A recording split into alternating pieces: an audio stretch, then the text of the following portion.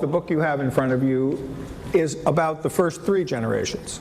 My goal as I get older for the families I serve, the few that I'm still consulting to, is to see if I can help them get to their 5th generations in good shape and go on from there. This is really what makes a family great. The center of a family, what I see as a white, beautiful sphere of pulsing energy, inside of which all of you sit. And you're all atoms growing energetically, helped by each other.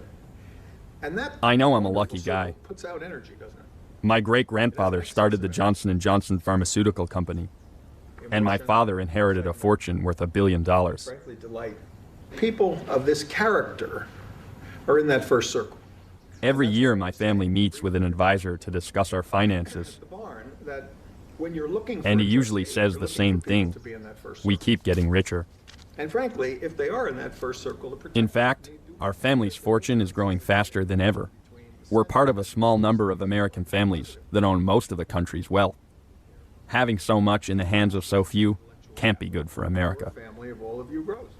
It's a problem I've asked my father about before, but he has no patience for it. I can't tell you how how to solve these problems. Don't reach for that shit. I gotta go. I gotta go. We're not done. We're done. Dad, just wait. I have more questions. I'm not an expert on these issues. What do you want from me? It's obvious that my dad doesn't want to talk to me, and I think I know why.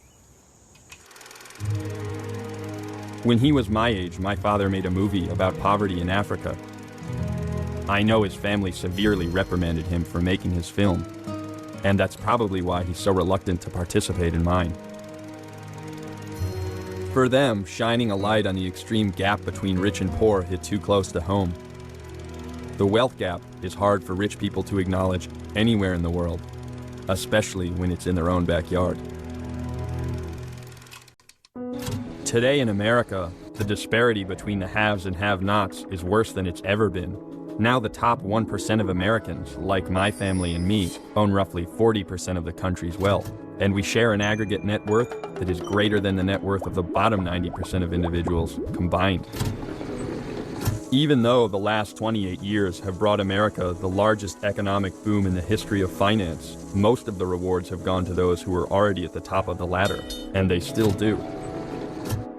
Average members of the 1% now earn over $1 million a year, while a majority of Americans earn close to $35,000, which is what the average CEO earns for less than 1 day of work. No one has watched the rich get richer more closely than my family's financial advisor, who manages the fortunes of some of the richest families in the country. Jimmy, I'm not against you making the movie. The movie is fine for you to make. It's good for you to have something to do with your life, and it's a good project, but you don't know what the hell you're talking about. You have no idea the scope of and the impact of what you're saying is.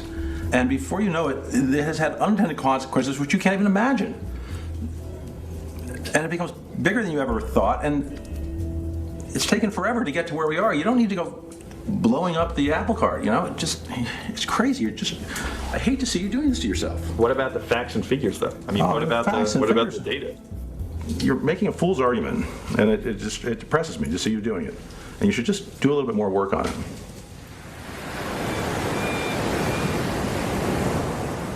I don't think Brian does really want me to do more work. When I asked him for the names of other clients I could talk to, he refused to give them to me. So without his support, I'm using my family name to enroll in one of the most exclusive wealth conferences in America, where the wealthy go to discuss strategies for keeping their fortunes growing. The average net worth of the families that attend our conference is confidential, but it's a pretty large number. There are multi-billion-dollar families represented, a number of them as a matter of fact, according to Forbes magazine. We don't ask for financial statements, of course, when people register, but we do query them to make sure that they are a sophisticated, qualified family in order to attend. I would say the average in the group today, probably around 300 to 400 million, certainly some smaller than that, and obviously a number of them much, much larger. I mean, there are people who are looking for funding for their projects that would kill to get into this meeting. That's right, absolutely, and we make sure they don't get to get in.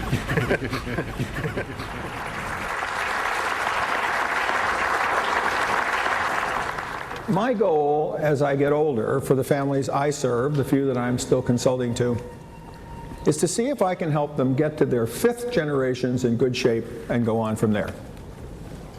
Family Wealth, the book you have in front of you, is about the first 3 generations. From the dozens of families that would turn up at this conference in the early 1990s, there are hundreds of families here today. And if you looked into the numbers that represent private wealth in a large enough aggregation that you'd have a family office, I'm sure it has to be in the many trillions of dollars.